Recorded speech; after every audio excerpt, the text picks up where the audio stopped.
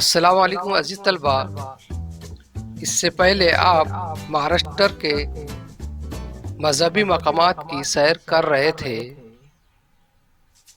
इसी तरह हमारे महाराष्ट्र में कुछ सर्द इलाके भी सयाहों की तफरी का एक जरिया है, जिसे हम इस वीडियो के जरिए समझने की कोशिश करेंगे। सबसे पहले हम सर्द मकामात की सैर करते हैं। महाबलेश्वर,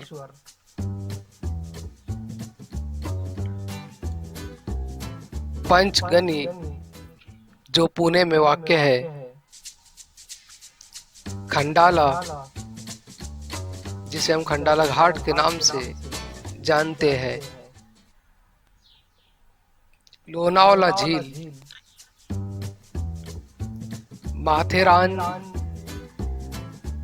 कुछ जंगली इलाका है, चिखलधारा एक सेहतयाब मुकाम है,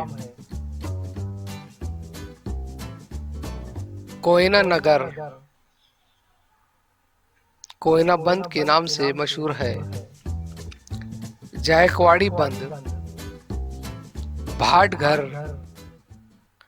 वाजीपुर के जंगलात जहां पर हर तरह के जंगली जानवरों को रखा गया है,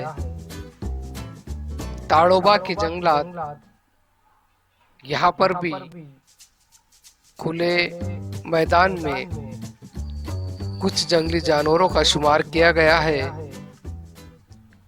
सागरेश्वर जंगलात जहां पर कई तरह के परिंदों का शुमार किया जाता है।